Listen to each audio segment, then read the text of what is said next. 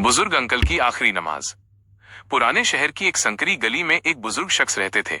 सब उन्हें रहमान अंकल कहते थे। उम्र लगभग 70 साल, सफेद दाढ़ी, हाथ में तस्बीह और चेहरे पर एक अजीब सुकून। लेकिन हमेशा से वो ऐसे नहीं थे। कभी वो शहर के सबसे अमीर व्यापारियों में गिने जाते थे। गाड़ियां, बंगला, नौकर, सब कुछ था। लेकिन इसी दौलत ने उन्हें अहंकारी बना दिया था। धीरे धीरे नमाज, रोजा, ज़कात सब उनकी जिंदगी से गायब हो गए। वो अक्सर कहते, मैं मेहनत से कमाता हूँ, अल्लाह को मेरी इबादत की क्या जरूरत। वक्त बीतता गया, कारोबार में घाटा हुआ, बड़ा बेटा एक हादसे में चल बसा और रहमान अंकल की तबीयत गिरने लगी। अब वो अकेले रह गए, बड़ा मकान मगर दिल खाली। एक दिन वो सड़क के किनारे बैठे बच्चों को खेलते देख रहे थे कि पास की मस्जिद से अजान की आवाज आई। एक छोटा बच्चा दौड़ता हुआ गया। रहमान अंकल ने पूछा, बेटा कहाँ जा रहे हो? बच्चा बोला, अंकल नमाज के लिए। अब्बू कहते हैं, जो अजान सुने और जवाब न दे वो घाटे में रहता है। ये बात सीधी उनके दिल में उतर गई।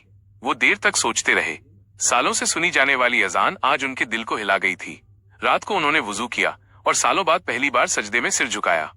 आंखों से बहते आंसुओं में मानो पुराने गुनाह धुल गए। उन्होंने फुसफुसाकर कहा, ए अल्लाह, मैं लौट आया हूँ। अगले दिन वो मस्जिद पहुंचे। लोग हैरान थे। अरे रहमान भाई, आप? उन्होंने मुस्कुराकर कहा, अब दिल को सुकून वहीं मिलता है जहां रब याद आता है।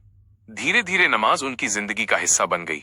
वो बच्चों को कुरान सिखाते, बुजुर्गों से हालचाल लेते और हर किसी से मुस्कुराकर मिलते। लोग कहते, रहमान अंकल बदल गए हैं। वो हंसकर कहते, नहीं बेटा, मैं नहीं बदला, अल्लाह ने मुझे बदल दिया। फिर एक जुमे की दोपहर वो हमेशा की तरह पहली सफ में बैठ गए। नमाज हुई, सब उठे, मगर रहमान अंकल नहीं उठे। इमाम साहब पास गए, वो सजदे की हालत में ही रब से मिलने चले गए थे। पूरे मोहल्ले में सन्नाटा था, लेकिन हर दिल में एक सुकून था। लोग कह रहे थे, कितनी खुशनसीबी है, सजदे में मौत मिली। इमाम साहब ने बच्चों से कहा, देखो, अल्लाह अपने बंदे को कभी नहीं छोड़ता। अगर कोई सच्चे दिल से तौबा करे तो रहमत के दरवाजे हमेशा खुले रहते हैं। सबक, जिंदगी के किसी भी मोड़ पर लौट आना देर नहीं होती। जो सच्चे दिल से तौबा करता है, अल्लाह उसे माफ कर देता है।